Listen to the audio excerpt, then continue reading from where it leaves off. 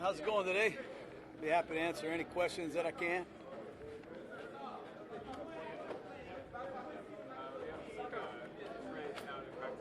Yeah, he's been excused today. He has a personal matter that he's taken care of. But everything's fine. Everything's okay. He was just excused. Coach, what can you tell us about the progress of Wade Jackson since you've been hurt? Is there any chance he could be a designated return guy on IR? Yeah, he's doing good. I see him walking around, which is a great sign. Rehab is going well. I don't know when he's going to be ready. I don't even know if we're going to put him on IR, honestly. But his progress has been good, and we'll see where we are after the Seahawk game and make that final determination. All right? Are you intending to play just mostly guys who are challenging for jobs? Yeah, pretty much. Yeah, we won't play everybody. There'll be some guys that have a full slate ahead of themselves, and some guys will not play at all. So everybody's role is a little bit different, but the guys that do play will be given a great opportunity to improve their resumes, and we're excited about that. Are you in the same boat with Justin Ellis that you are with Gabe, basically wait until after the Seattle game to see where? I mean, I know he's out this week. Don't know when he's going to be ready, so we'll have to gather all the information, obviously, after the Seahawk game, see who's available, see what we're going to do. But right now, he's not ready to go. Is there an update on Eddie Vanderdoes? Not ready to go. He's been hurt the whole training camp, basically. It's unfortunate. We haven't really had a chance to see Eddie in pads since I've been here. That's a concussion, or? Yes. Max Crosby coming along too with his hand. Yeah, he is. He got the cast off. He's wearing a big ball on there now. It looks really bad, but hopefully when the season starts, we'll be able to fit him with something that allows him to use his fingers. We just got to let the stitches come out before we do that.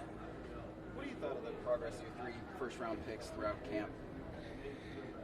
I got to remind myself who they are. Farrell. Farrell, I like them all. I like them all. They're good football players. They're smart. They're into it. They have leadership skills. They have mental toughness, and I think they're all physical, every down football players. I'm really happy with them. Where do you see Peterman make the most progress from the start of camp? I'm afraid to bring up Peterman's name with the media today. I mean, look at it yourself. I don't know what, he's hitting 75% of his passes. The ones that are incomplete are dropped. I mean, he runs, he passes, he's making audibles, he's getting better, and he's getting some confidence. So, he's in the mix. I like him. I know other people that do too. Where do you draw the line on having quarterbacks give their guys a chance to make a play downfield and also being secure with the ball? Is that a tough line to draw for you as a coach? If you watch this practice, at the beginning of practice, we work on the red line, the 50-50 balls. And when you have Antonio Brown and Tyrell Williams, you have to commit yourself to throwing them. And the same with Waller. We got to throw the ball down the field. And if it's incomplete or we get the catch, we can always challenge Riveron in New York and see what he thinks. It's going to be a very, very subjective call this year, but we're trying to be more aggressive. The better your receivers are, the more aggressive you are. And the better your line is, the more vertical shots you can call. We think we're better on the line. We think we're better outside. With that being said, we're going to take more shots, I hope. Got AD back for a few days now, and there was a certain amount of lost time you had to make up to get things going for week 1. Are you pretty happy with that progress? Yeah. I mean, we've been in constant contact with him, and with modern technology, I know that, I don't believe in all of the technology, but I do believe in iPads and sharing information, and he's been all over it. He's had access to our meetings. He's had access to our film and cut-ups, and he's taken advantage of it. He's a good player. He'll be great.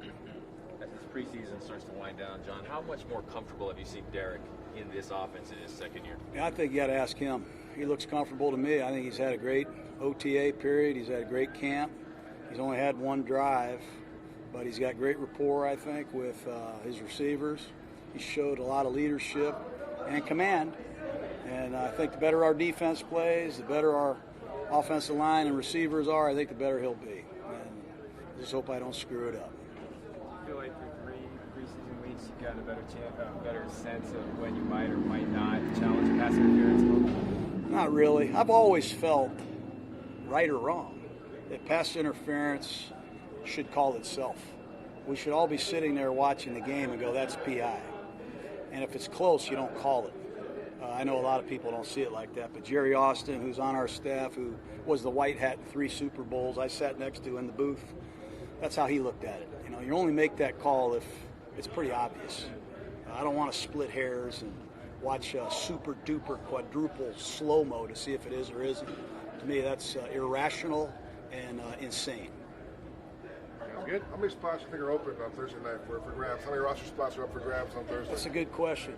You know, I think the big part of that is you know, the injury status of our team, you know, and who becomes available. You know, we've been talking to a lot of teams. A lot of teams have been talking to us about roster changes, etc. So there's a lot that goes into that right now. Okay, guys? Have a good day. All right.